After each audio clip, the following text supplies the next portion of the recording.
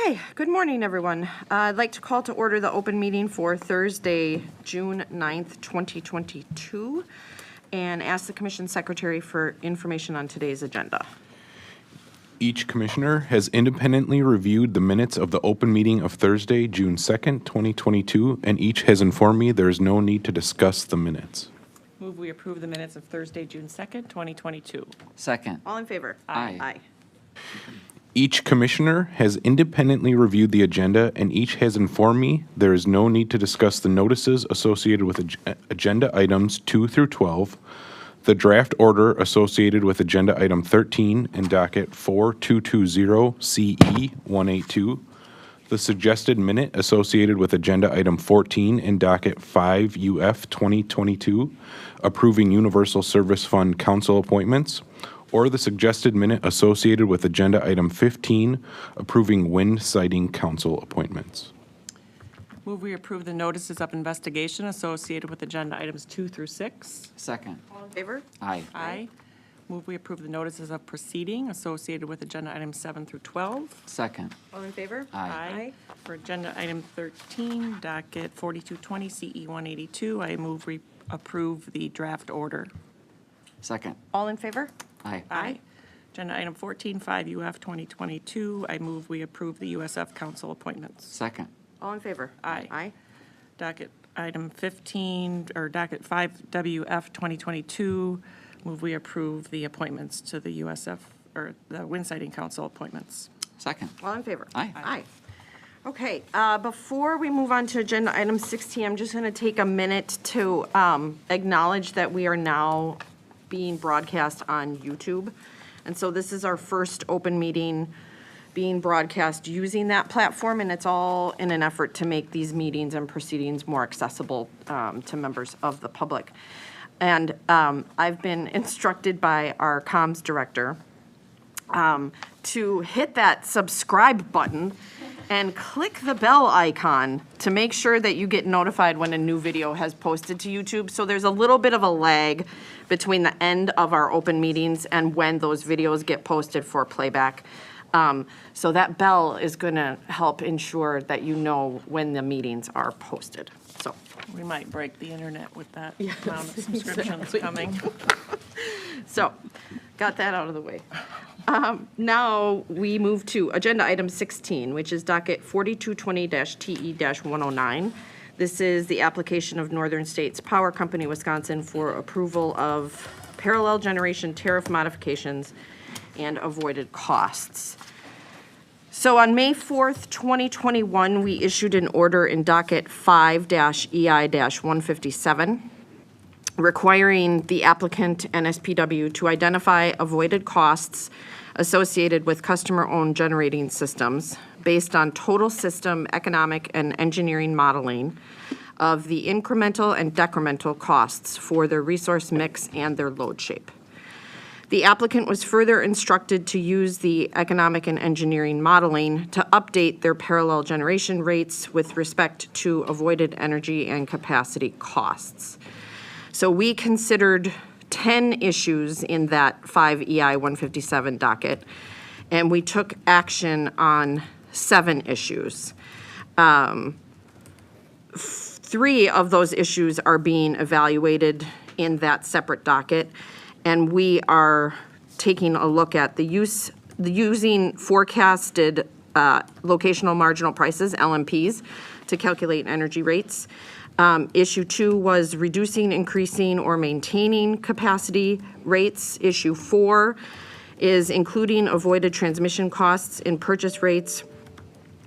Issue 8 is expanding support for legally enforceable obligation arrangements. And so the commission staff reviewed the applicant's proposed parallel generation tariff modifications against our order in 5EI-157.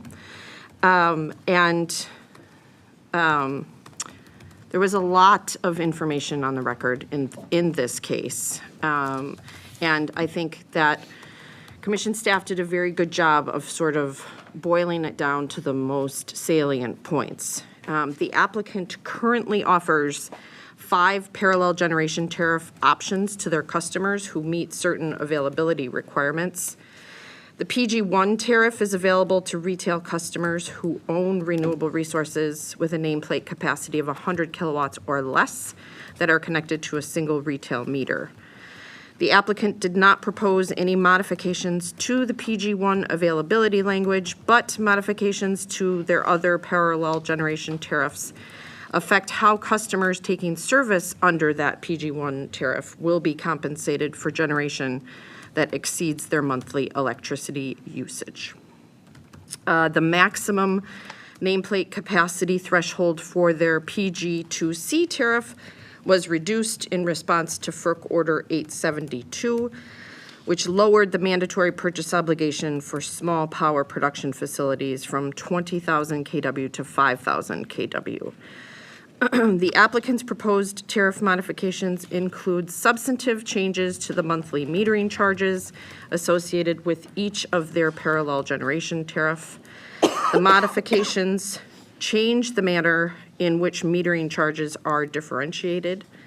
Current metering charges are differentiated by a customer-owned generating system nameplate capacity and current rating, whereas their proposed metering charges are further differentiated into more detailed nameplate capacity ranges and whether a dedicated production meter is required.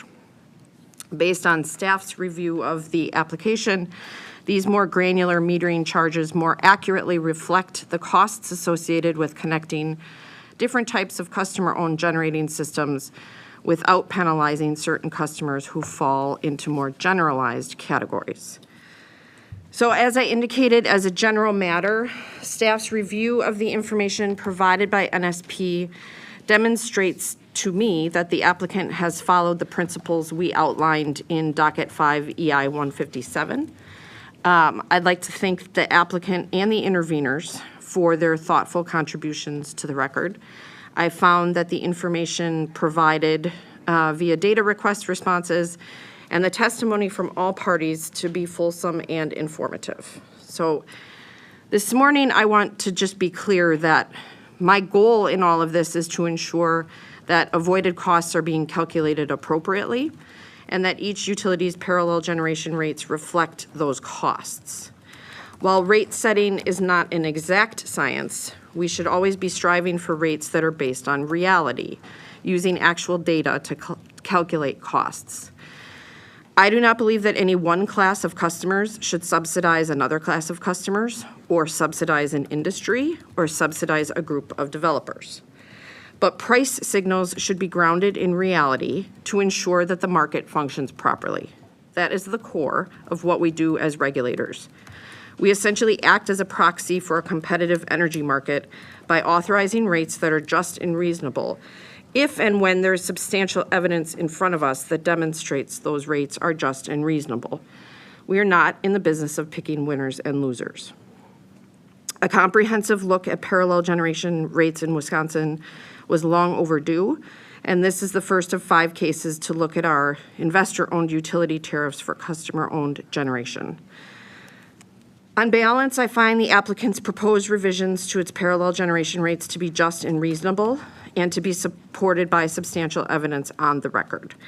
I will be suggesting some minor modifications, but as witness Zeke stated in his testimony, quote, "This docket should not serve as the be-all, end-all decision on avoided costs or parallel generation tariffs.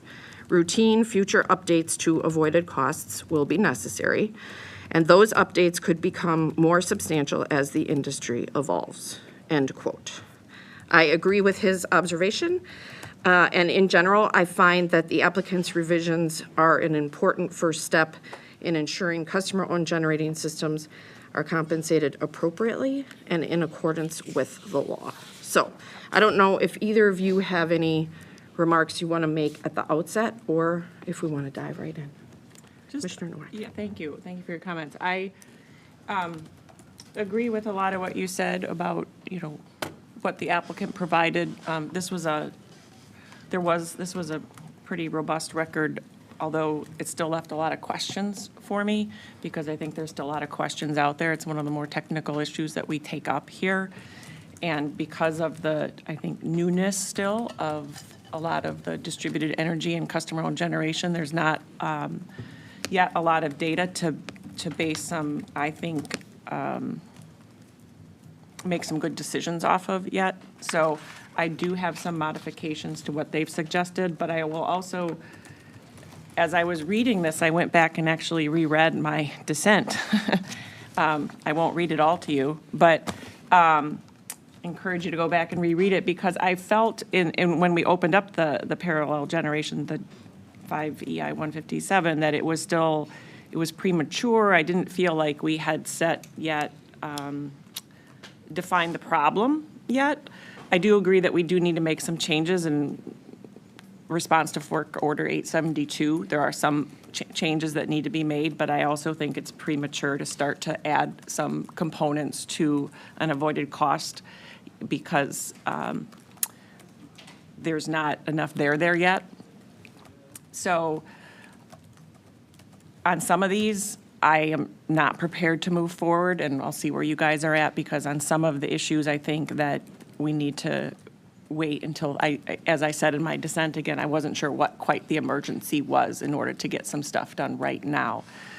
But I also want to make sure that we are paying that appropriate avoided cost, and I wholeheartedly agree with you that our job is to set that avoided cost, not to pick winners and losers or spur any particular industry. That's the industry's job to do. And we have to walk a balance here of, while there are less than 1,000 customers affected by all of this right now that we're doing, that's actually, it affects all customers if we don't set it correctly. So it affects every single one of these customers. So while there's less than 1,000 actually participating in these tariffs, setting the tariffs wrong impacts everybody. And so we have to keep that in mind. Okay, thank you. Commissioner Huebner? Yeah, thanks. First, I also want to thank the applicant and the parties, CUB and Renew Wisconsin, as well as commission staff for their diligence. This is a complicated issue, as you both recognize, that dives into many of the important topics of regulatory responsibility, from resource adequacy, just and reasonable rates, and on from there. I really appreciated the applicant's application, and specifically their recognition of many of the values that their proposed changes bring forth. In particular, their proposal recognizes that these types of facilities avoid capacity costs, that they avoid transmission costs, and that long-term contracts are an important element for these facilities by specifying certain contract lengths in their proposal. Each of those points, I think, serve to better align the utilities tariffs with the true avoided costs that we see in other dockets and in this docket. I thought Renew Wisconsin's independent modeling and clear presentation of their proposal was robust, and it was appreciated. I found many of their proposals worthy of consideration, and I encourage interveners to keep providing this level of analysis. I also appreciated CUB's input and perspective in regards to how this fits into their rate and regulatory theory. All in all, I thought it was a very high-quality record and discussion, and look forward to our discussion. Thank you. Okay, great. So issue 1 is, are the applicant's proposed parallel generation availability revisions just and reasonable? And I mentioned this at the outset. They've made some revisions in response to a FERC Order 872, which was issued in November of 2020. And what that order did is it amended PURPA by lowering the mandatory purchase obligation for small power production facilities from 20,000 kW to 5,000 kW. And so in response to that, in our decision matrix, there's a table that shows what is presently in NSP's rates versus what is proposed. I don't have any concerns with this. I think it makes sense. And it's supported by the need to do so by the FERC order. So for this one, I was at Alt 1. I agree with that. This was one where I felt was a necessary change. Yep. Commissioner Huebner? Yeah, I'm at alternative 1 on this one too. obviously the FERC decision to change it to 5 megawatts, and we have to react. I would say there's the other side to that coin, that if someday in the future FERC changes that, that we and our utilities should react there as well. I really want to applaud the applicants here for taking PG 2A and 2B, which were just like diet soda and Coke Zero, almost the same thing. You couldn't tell them apart. And now there's these are two different tariffs that have two different purposes. And I think that is really helpful to send the signals out to the types of customers or developers of, directing, if you're a biodigester, you know where to go. You're on PG 2A, but if you're a large industrial facility, you maybe have some options, in making that clear. And specifically the expansion of PG 2B to 1,000 kilowatts, enabling, large customers to offset their load with behind the meter up to 1,000 is a welcome change and a big difference. So I'm at alternative 1. Thanks. Issue 2 is about the proposed monthly customer and metering charges. So they've proposed several modifications to customer charges based on the size of the generation facility and the presence or absence of specific production metering equipment. And the impact of these changes varies on the particular tariff. And commission staff noted that these changes appear to be cost-based. And there was a fair amount of testimony from CUB saying that essentially that we need more information in order to find that these charges are cost-based. I was okay with these. I would approve them as filed, but I would add a requirement that NSP in their next rate filing provide a full analysis of each component, specifically the annual maintenance monthly charge and the mobile network service charge for facilities at and above 250 kilowatts as suggested by CUB. So I would actually, I would approve it, so I'm at Alt 1, approve it as filed, but then I would add that requirement for their next case. Commissioner Nowak? Yeah, I can agree with that. Their meter charges I felt were well justified. There was, as you said, some discussion about the application fee. And I think to go back to what you mentioned and what witness Zeke said, this isn't the end-all be-all. This is going to be a process as we go through when they learn what the costs are as more come on, if they do. So I'm okay as filed and with those additions that you had mentioned as well. So I'll be at the modified alternative 1. Okay. Commissioner Huebner? Yeah, I'm at the same spot as you, with the question for me was more about the $500 application fee. Oh, yeah. I had that noted later. And I've got it written to add to issue 11 as a Yeah, possible that's where I thing to have work it. with staff on. So I'll just mention it now that Okay. an applicant put here in their decision matrix is open to discussing potential future modifications. And so I would just recommend that be a work with staff item to decide if there's a break point, or maybe if there's 2 break points where below a certain threshold, a lower application fee may be, makes sense. Yeah, yep. But, so I would add that to item 11, and I'm fine with your addition on the metering, the annual maintenance charge and the mobile network service charge to continue to look at that in the future, so. Okay. So then we'll talk about the $500 in issue 11. Okay. Okay. Issue 3 is the applicant's proposal to use forecasted LMPs averaged across 3 time-of-use periods to determine avoided energy cost credit rates for excess generation under the PG2A and PG2B tariff options reasonable. So this one is interesting, and this is one that in the 5 EI 157 docket, we talked about using the forecasted LMPs rather than historical, as it's been done in the past. And that notion of using forecasted LMPs has gained favor, and I think it's becoming largely accepted as a reasonable practice rather than using the historical LMPs. There was a fair amount of back and forth about whether or not there should be a true-up process used. So use the forecast and then at some point in time, look at the actual LMP and true it up. I'm not comfortable with that at all. I think, again, going back to Mr. Zeke's testimony, this is something that is going to be evolving over time. And I think that this is a good place to start. I think it makes sense to use the forecasted LMPs. I think it makes sense to average them the way the applicant has proposed.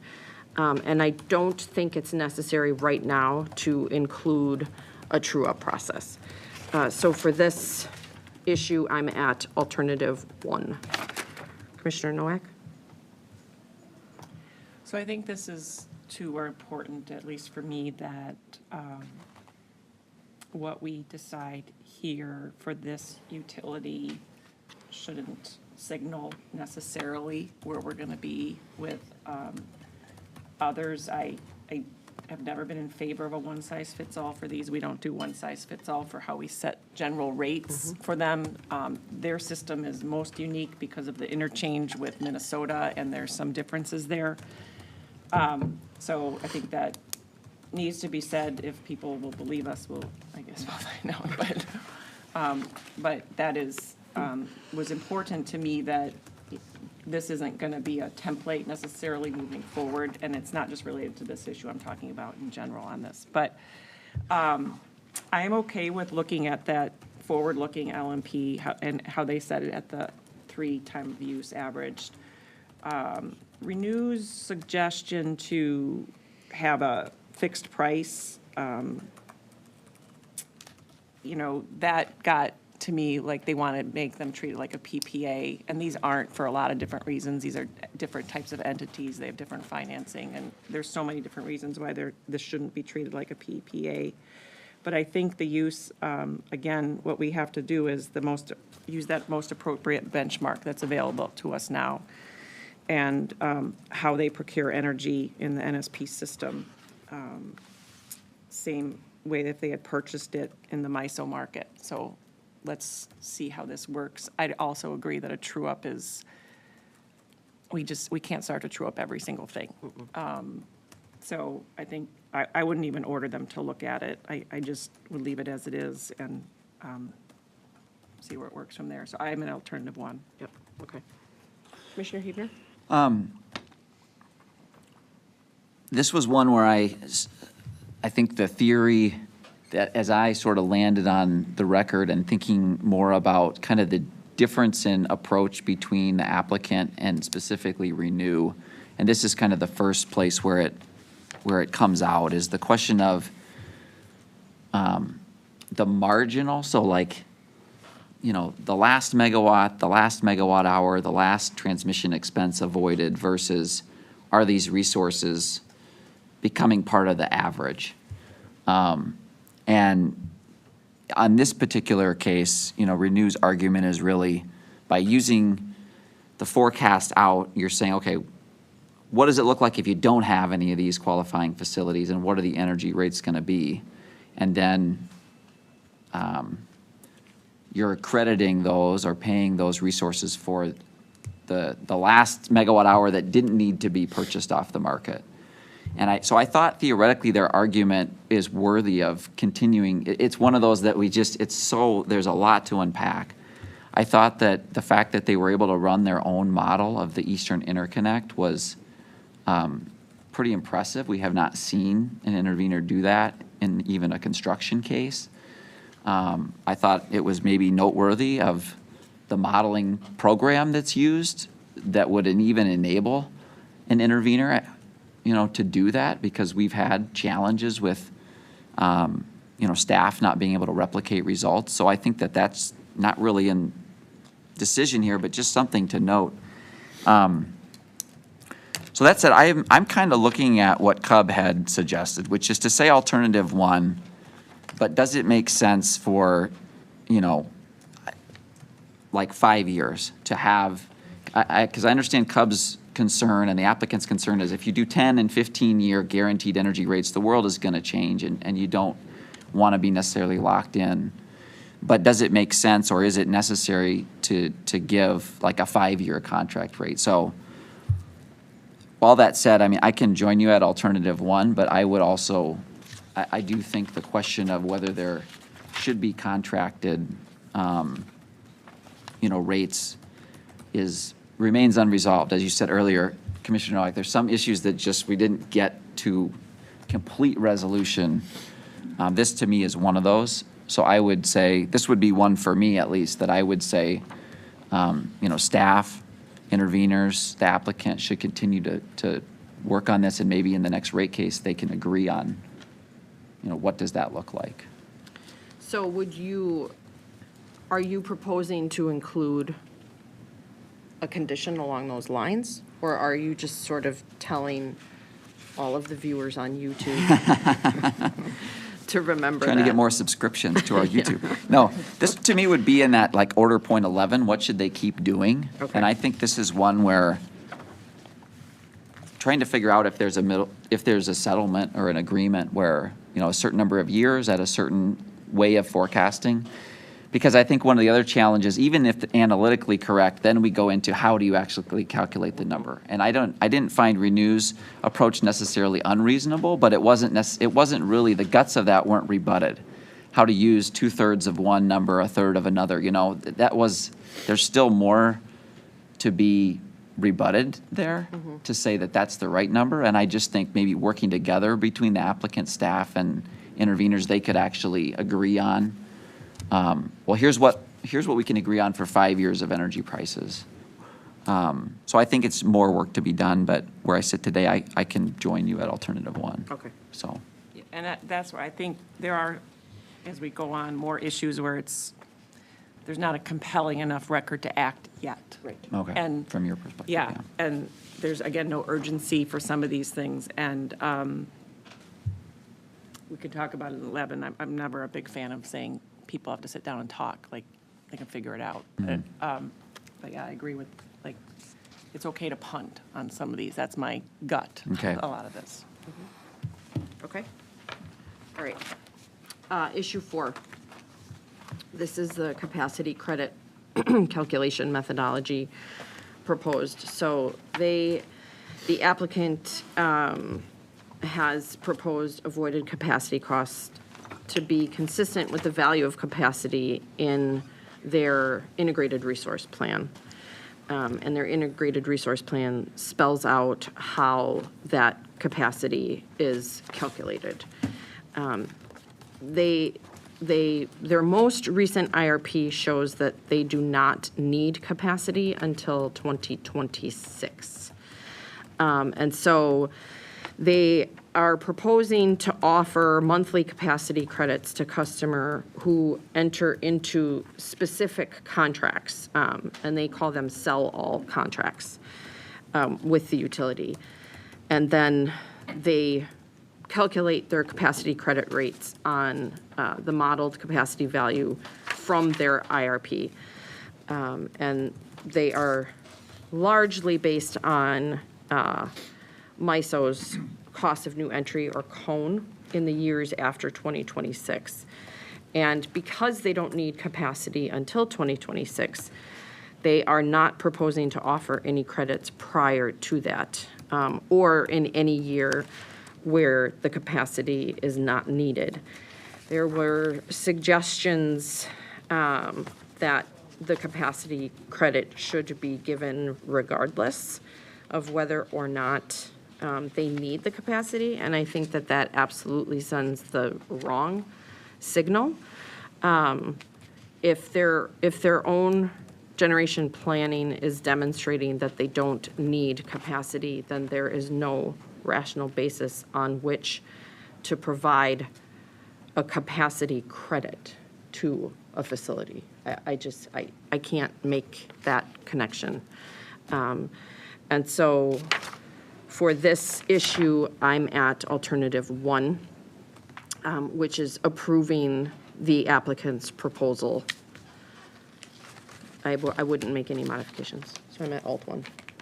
Commissioner Nowak? Yeah, this is one where, you just, it's like the reasonable, why would we pay anybody, whatever business you're in, for something you don't need? Right. And, at a time when everyone else's costs for everything are increasing, it just doesn't even make sense for us to say that utility ratepayers should be paying another for something that the utility doesn't need. There was also, I think their method of setting the capacity cost, again, is consistent with how they procure it with their IRP. So it makes sense for this utility, and they're using their surplus capacity credit. That makes sense. There was a suggestion, I think, to add it to the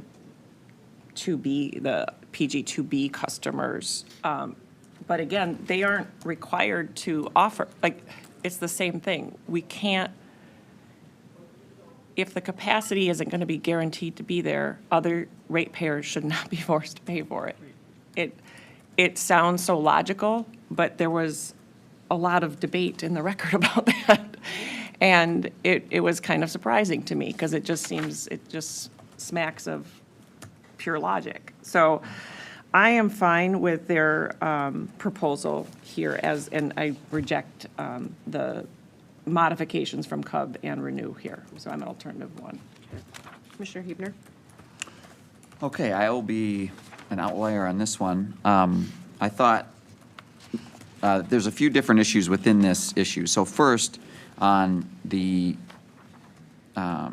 surplus capacity credit and the peaker unit methodology, I do support that. I think that is in line with what we talked about with the increment decrement approach, where, NSPW's saying this is the cost of their next resource based on their IRP. So I actually thought that was appropriate.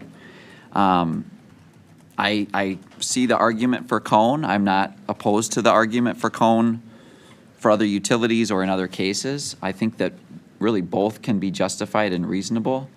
But for this, I would support the capacity credit based on the SCC. So, and that's really the large part of the point, or of this issue. But there are a couple of other issues related. Whether or not PG2B and non-contracted resources should get capacity value. And I thought that witness Kell, in his rebuttal, that was the most compelling description for me in this record. And so I'll just read a portion of that on page 17. Behind the meter generation resources already operating in NSPW service territory have reduced NSPW's historical peak load, which then provides an inherent value in reducing the peak load forecasts. As a result of the existence of behind-the-meter generators and front-of-the-meter generators alike, NSPW's planning reserve margin requirement within MISO's capacity construct is reduced, which then reduces NSPW's capacity need on an ongoing basis. And he talks in his rebuttal about focus on energy and how that's exactly how this is done for focus. Again, looking at the modeling that they did, if you look at their IRP and their plan, they've got buckets of energy efficiency and demand response in their IRP that they're planning to execute in order to reduce the amount of capacity they need to build or buy. And I just see this as being my analogy that I bounced off Mark, and he said I was okay to use it, is Look like it. didn't look like it. I don't know. So say you want to go on a trip in 6 months. So you got some time to save up the money. You could either spend less and save the money and keep it in your account for the trip, or you could get some side jobs or work an extra shift or work extra hours. Whether you work more or spend less, either way you can get there both ways. And that's basically the argument that Kell is making, is whether it's through saving or building, either way, the capacity value is there, some way, shape, or another. And I also found compelling NSP's argument, you know, that at this point, they can't accredit that capacity. And so there's just a gap there.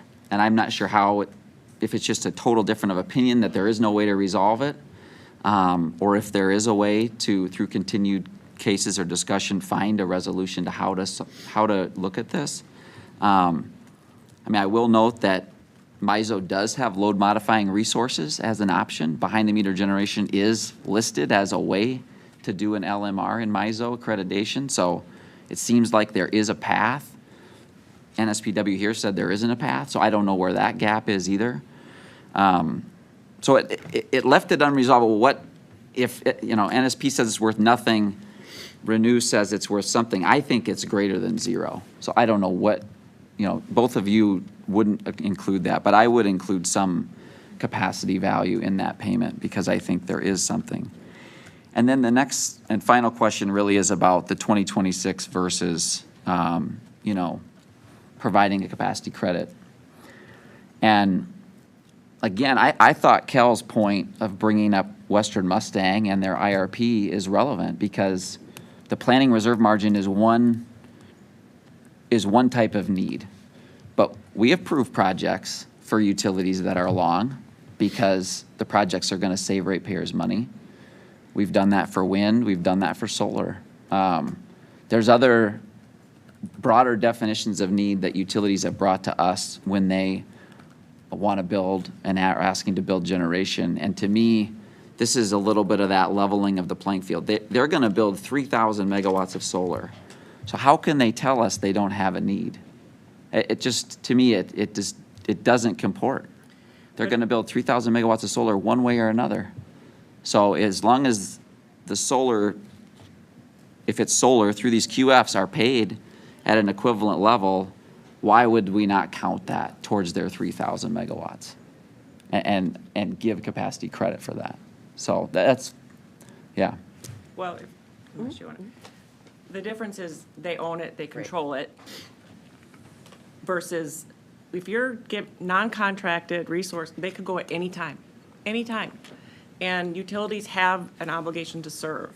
So, again, from my dissent, which I was proud of after I went back and reread it, as available arrangements don't provide utility with control over dispatch, outage coordination, or other methods of maintaining reliability that they maintain for their own. So that's, again, the difference with Western Mustang or just, again, not paying a non-contracted. That's the risk. And utilities have that obligation to serve, and I can't sit here and hope. Yeah. Yes, they plan for it, but they also have to have other backup. And I think we can't hope and cross our fingers that it's all going to come through. We're already seeing reports of how there might be shortages this summer because of the transition and stuff. It's too risky. It's too risky. For me, it just turns on whether or not the utility can call on the resource. That's for me, that's how that is the line that I draw in my mind. And it is the ability for the utility sitting in the control room to say, all right, I'm calling on that particular facility. And they can't do that. Mm-hmm. That for me that's where I start and I end. Yeah.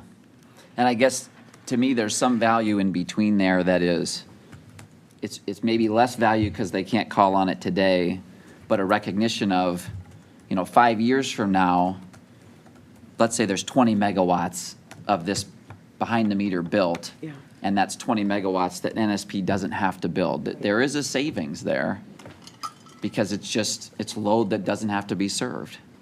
And how do we, that's why I think there's a gap that needs to be continued to be looked at by parties, staff, et cetera, is how do we maybe break apart that attribute of dispatchability from the 5 and 10 and 15 years out recognition that load is just plain lower because of these? Yes. And is there a value that they should be, credited? And it may not be the full cone. It may be part of, or full SCC. It may be a subsection. So the other thing that I just wanted to point out, and it's just worded differently, but Zeke's direct, I think, clarifies this question, starting on page 11, line 16, and it may be just something we need to be sure of. If you want to, if you have it printed out, you can turn to it, yes.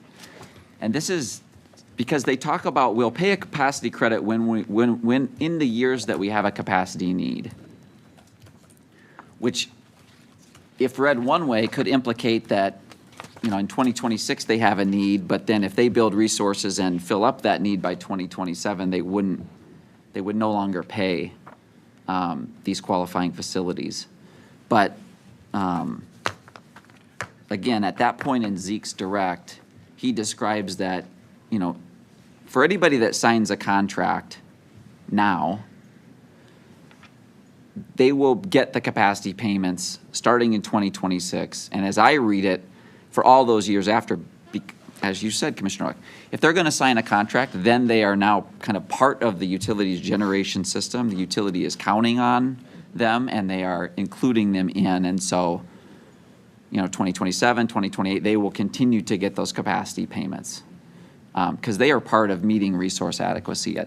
Their contract is part of. So there's some, like the decision, or our decision makers here says, no capacity credits will be offered prior to 2026 or any other year when additional capacity is not needed. And I thought his direct was helpful in clarifying that my interpretation of that is, if you sign a contract, then you will get your capacity payments.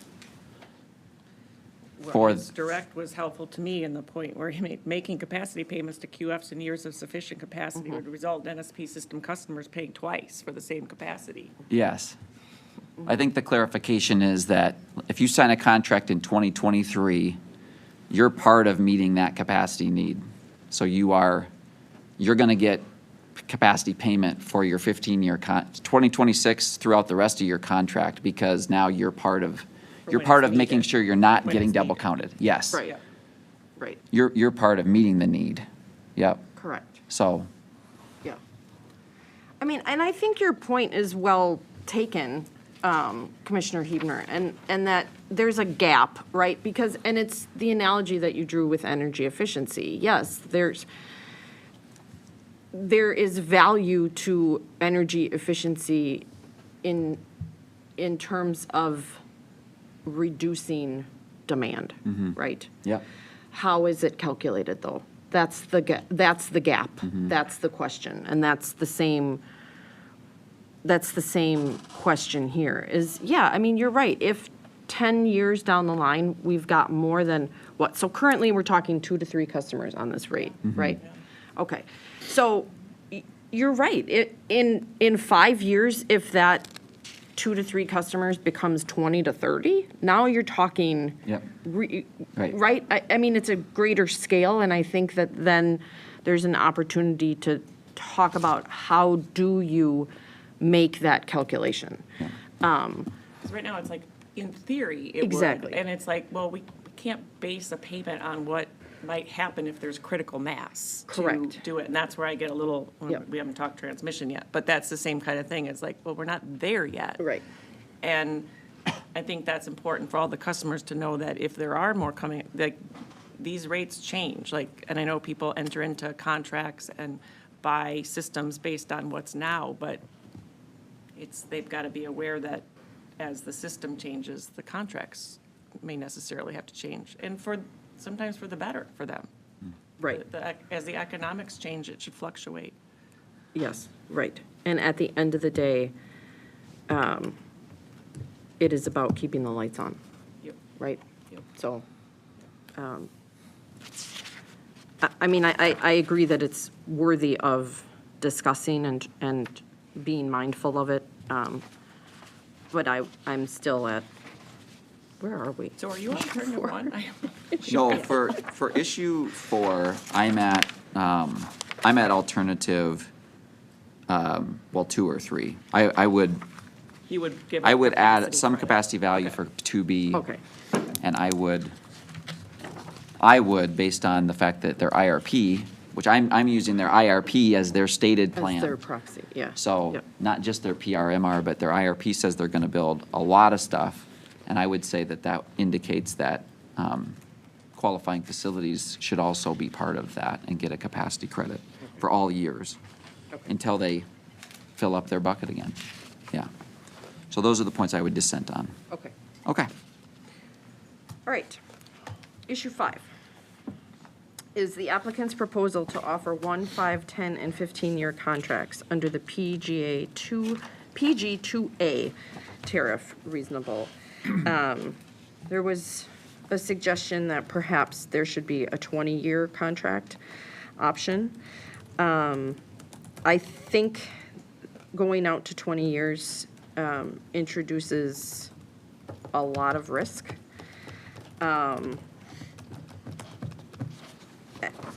I don't, there's not enough there to convince me that the proposal to offer 1, 5, 10, and 15 isn't good enough. I think it is good enough. I think it goes far enough. And again, it's something that, nothing that we do is ever set in stone forever. So if in 5 years from now, it makes more sense to enter into 20-year contracts, then that can be part of the proposal. But for now, I actually think even going out to 15 years offers customers a lot of certainty. And so I was okay with their proposal. So I'm at alternative 1. Commissioner Nowak? Yeah, there was a lot of, again, in theory, more people will buy these if they have a longer-term contract, but there was no evidence that there were customers waiting to do that, that customers didn't do that because of this. It was just, there weren't even studies introduced about it or how it's happened in other states. It was just kind of, hey, this might work. And let's see where these go. The longer you go out, it is harder to manage risk. And I think that we need to start slower here. So, 15, I was actually a little uncomfortable with. We'll see where it goes, but I would be okay with alternative 1. Commissioner Huebner? Yeah, I mean, I see the point of longer contracts equals more certainty to go get the financing that you need to do your projects. I think, and this is never easy, but, hearing from some of those developers would have been helpful, whether it was biogas or hydro or solar or whoever, as to here's the types of deals we're signing in other states, here's the deals we're walking away from, so that we would have a little better sense of where that line is of, 10 years, 15, 20, certain terms being, just deal breakers or not. So I'm fine with alternative 1. Okay. Issue 6, there's an early termination penalty. So the applicant proposes that an early termination penalty would be calculated using the accredited capacity of the resource multiplied by the capacity credit rate for each month that the contract has been terminated. So if you're talking about a 15-year contract and it gets terminated in year 3, then you're looking at 12 years of capacity credits that would be charged. I think that's a little excessive. I actually thought Cub's recommendation of using the lesser of either what's remaining on the contract or 3 years, capping it at 3 years, I thought that was reasonable. So for this, I'm at alternative 2. It's okay that they include an early termination penalty. I get it. I understand the need. But I think that the lesser of what's remaining on the contract or 3 years strikes a better balance. Yeah, there could be a pretty hefty termination fee here, and I would assume that the utility is going to go out and procure the needed capacity, or if it's since one has dropped off. So, and I ultimately think they were okay with the compromise as well. So I can join you at alternative 2 with 3 years, or the lesser of 3 years, or the amount remaining on the contract. Okay. Yep, I'm in the same spot, alternative 2. Okay. Okay, issue 7, calculation of avoided transmission costs. So this is interesting. And I think Commissioner Nowak, you made an excellent point in, when you stated this is not a one-size-fits-all, and that other utilities should not construe what we decide or discuss today to automatically be applicable to them in the future. And for this one, this is really where the uniqueness of NSP's system comes into play. So as you both have mentioned, they run a single production and transmission system that serves both Wisconsin and Minnesota. And then they share their costs between the two states via the interchange agreement. So there really is not, of any of the utilities, they would be the ones that I would think would have the ability to actually precisely calculate avoided transmission costs because they run their own transmission system. This has come up in the past where, and the testimony on this I thought was very helpful from the company. I think the way it was described is that, 0 to 100% of embedded costs is the range. That's where you start. And 50% represents a compromise, and a compromise that has been agreed to by parties in the past. And I also thought it was helpful, the explanation that when you're talking about allocating resources and allocating costs, if you lower the allocation in Wisconsin, you're raising it in Minnesota. And it eventually gets paid for out of the same bucket of dollars. So it's not necessarily a win, right, for Wisconsin customers in that case because of the way they operate their system. And so I thought that their proposal made sense. And I frankly wasn't persuaded by Renew's testimony on this, especially as it related to using the dollar per KW per month. I think that the proposal makes sense, and it largely for me has to do with the way that they operate the system. I will also say that the response, well, it's too hard to do the calculation. It falls a little flat because, I think we all tell our children that you can do hard things. So I kind of bristle when an applicant says, well, we can't do that, it's too hard. I understand it's not going to be perfect. But in this case, I do think using that 50% is the best way to approximate the actual costs. So that puts me at alt 1. So to me, there's a difference, like when it's too hard because it's complicated and it's just going to take a long time versus it's too hard because there's just too much impreciseness, and that's what I saw here. There's just, and they said this in, 2 of the witnesses for the utility had talked about, there's just inherent uncertainty and imprecision in modeling. So there's a difficulty in ascertaining where the costs are, and so now we're just going halfsies. And, we're using a number that was agreed to in a settlement, so that it's in itself was a bit of a black box. And so we're transferring that settlement decision from over here, and I'm still not sure what's in the black box, but we're going to apply 50% credit. And again, I want to see where the actual avoided, this is theoretical. It might happen again if there's more on the system, but where have those transmission costs been saved for customers? There's not enough precision here yet for me to approve anything. So I would be at alternative, I think they're kind of 3 or 5 are kind of the same. I would take no act, I wouldn't add it in right now because I think this is one that needs to be developed a little more, and maybe the only way to develop it is for more time to pass and more customers to come onto the system, so we actually do understand what the impact is, because we run a great risk of overcompensating here, and that affects all the customers. So I'm at take no action on this one. Okay.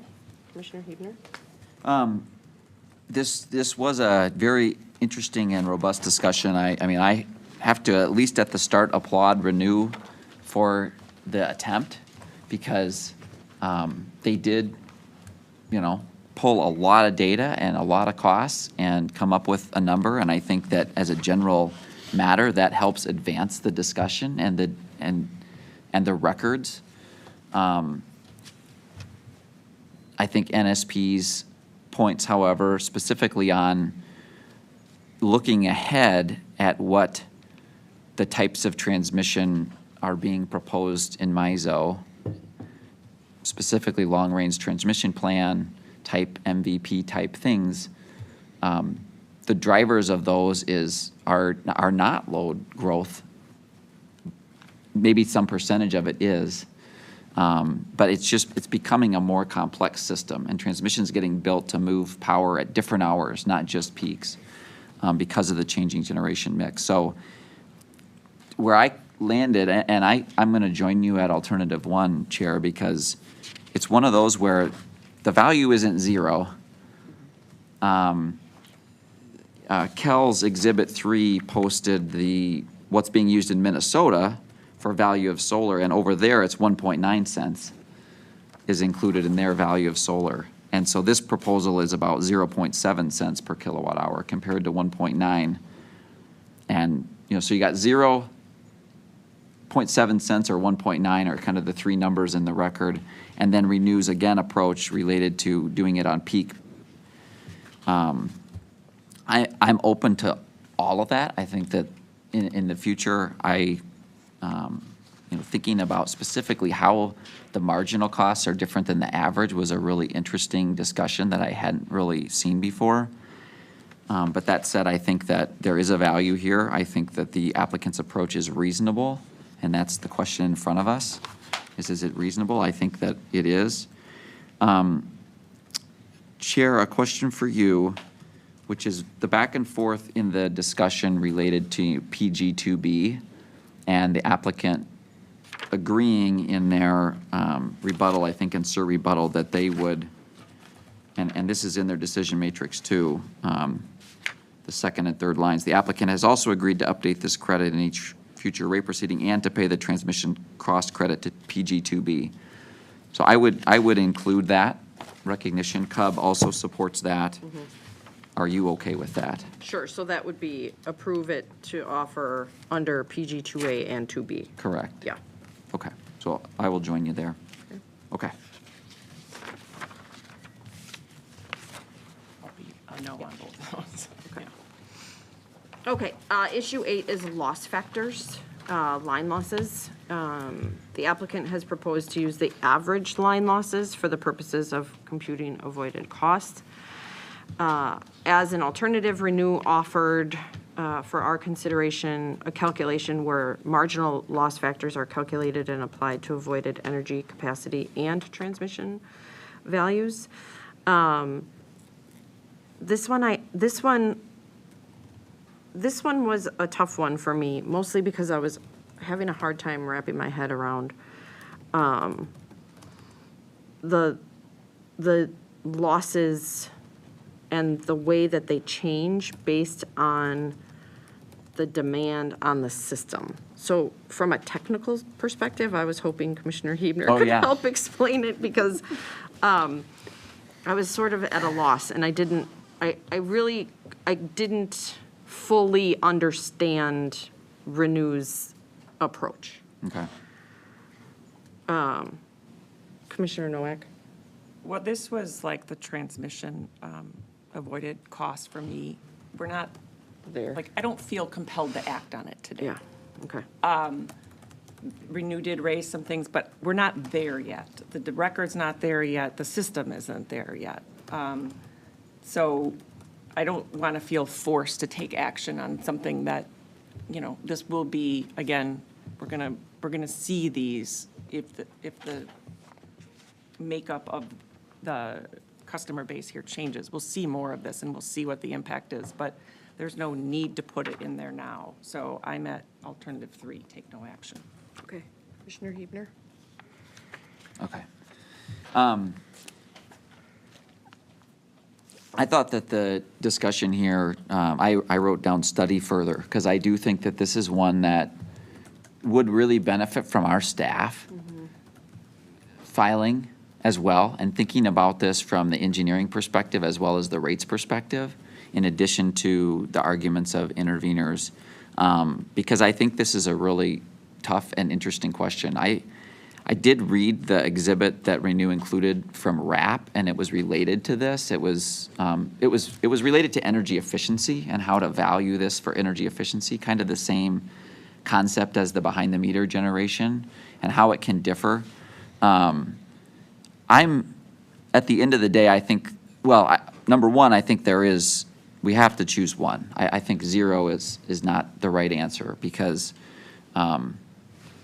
when you're generating close to load on the distribution system, it's going to take a little more generation from a power plant far away to get that energy, and so you're saving those losses. So there is a savings, and I think that I'm okay with 1 or 2, to be honest. I think that there was good evidence that both can be found reasonable, that the average, because of the complexity as they describe it, and then I thought Renew's arguments about, well, what you're really avoiding is the last megawatt hour, and losses are actually a little bit higher when the system is stressed because of the physics of the system. So I found both to be compelling.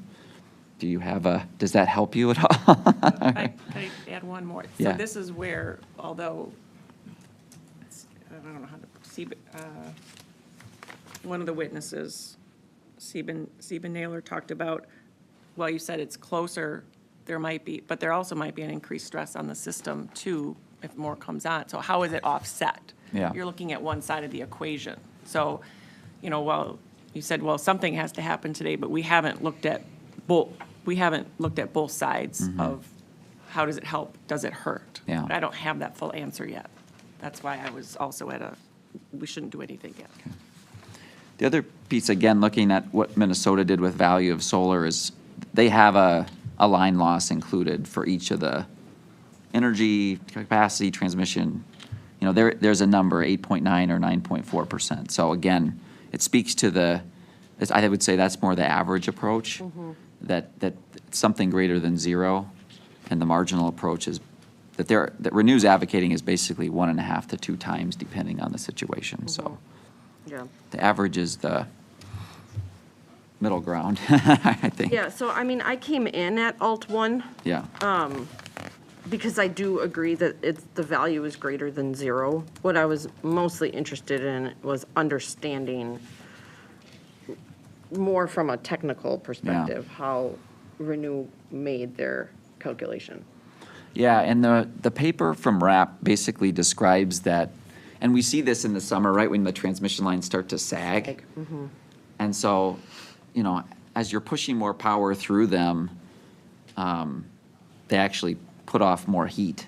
And so then that's actually lost energy. And so when, you got a 500 amp line or whatever it is, or 500 kiloamps or whatever the measurement is, when you're just sending 10 or 20 through it, you don't have many losses. But when all of a sudden you're trying to send 400 or 500, and Renew's trying to make the argument that it's at those peaks that the generation closer to load is actually saving more energy at those peak times when the system is most stressed. And that's what I took away as the difference between the marginal and the average. So I think I would need to understand it yeah. more. I got to study go- further, so I think yeah, this is to another go item above. 11 for me. Yeah, so So your alternative 3? I'm comfortable, I'm comfortable at alternative 1. I think average makes sense. All right, and I'll join you there. But I'd be open to learning more about it. Okay, I'll join you there. Okay. Okay, issue 9 should the commission approve the applicant's revised parallel generation tariffs as requested by the applicant? This one, we should probably come back to this because, I feel like we've kind of answered it throughout.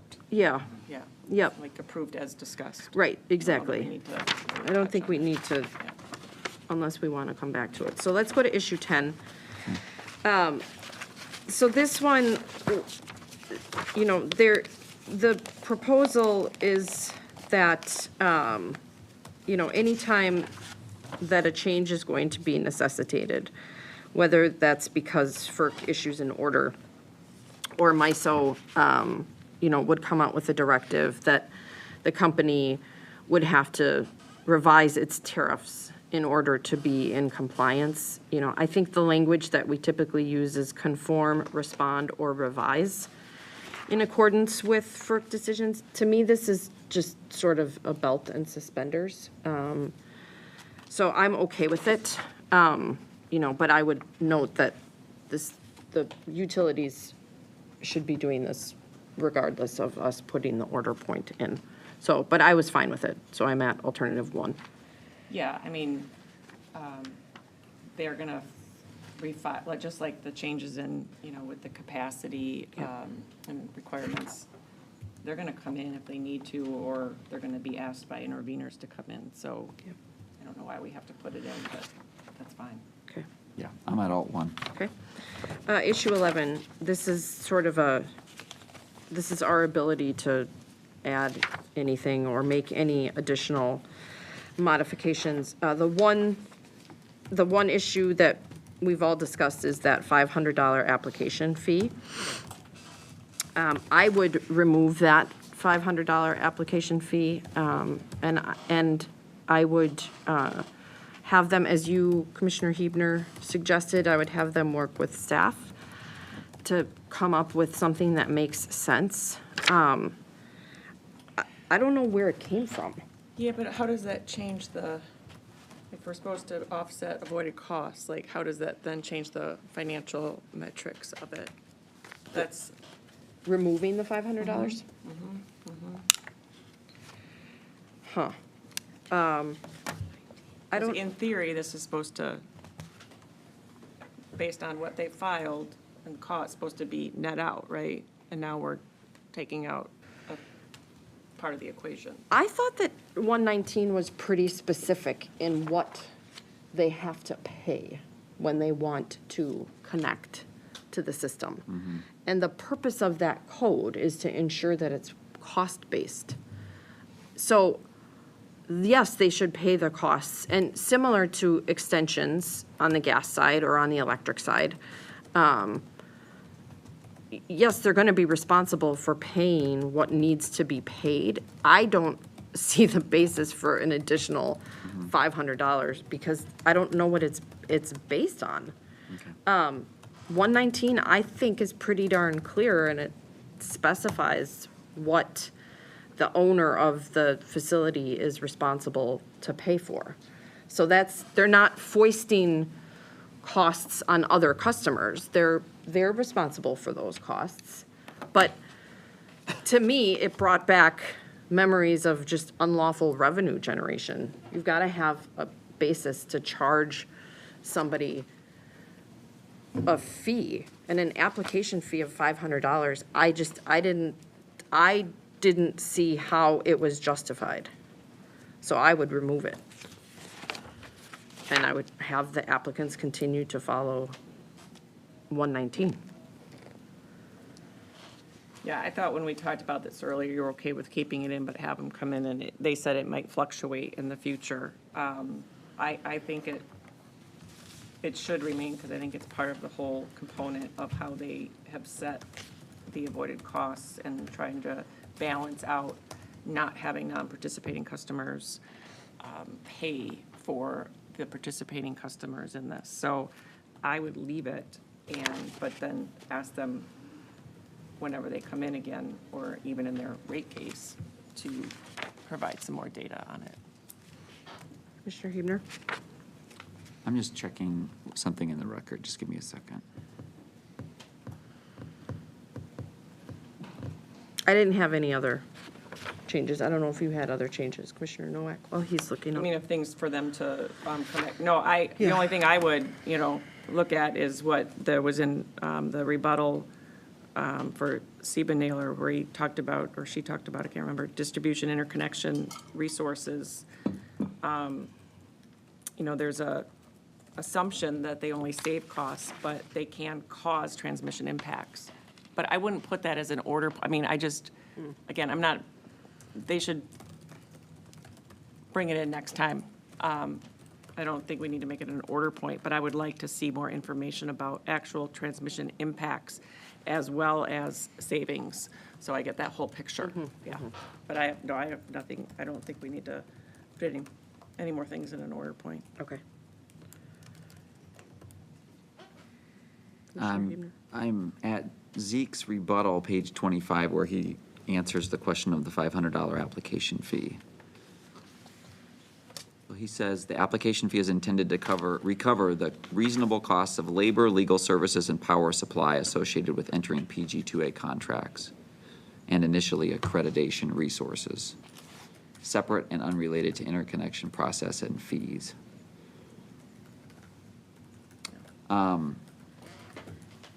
I see Cub did not respond to that in Sir rebuttal, but included this in their piece. Where I was coming in was looking at it as, bifurcating, maybe smaller ones would pay less. So, but I'm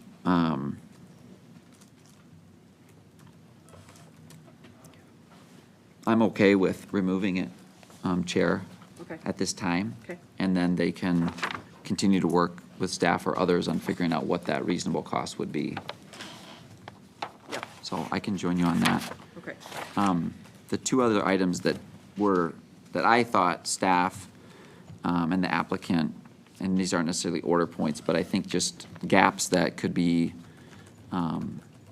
looked at was the loss factors and what, the marginal versus average, and again, having our staff engage on that would, I think, be helpful.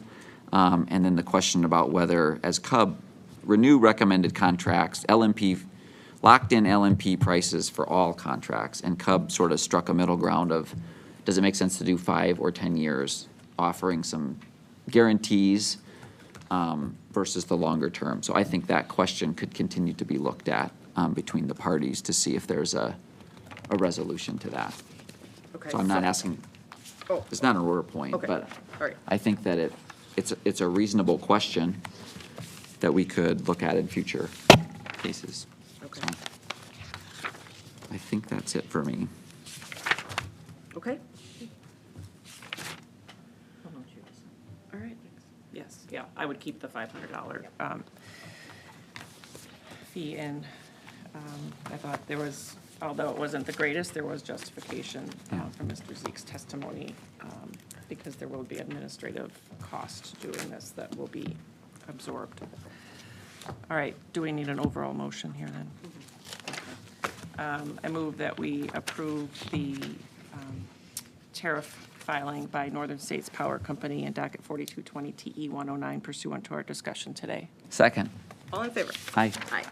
Aye. Okay, that concludes our official business for today. The next open meeting is scheduled for Thursday, June 16th, 2022 at 10:30 a.m. Move we stand adjourned until Thursday, June 16th. Second. All in favor? Aye. Aye. Aye.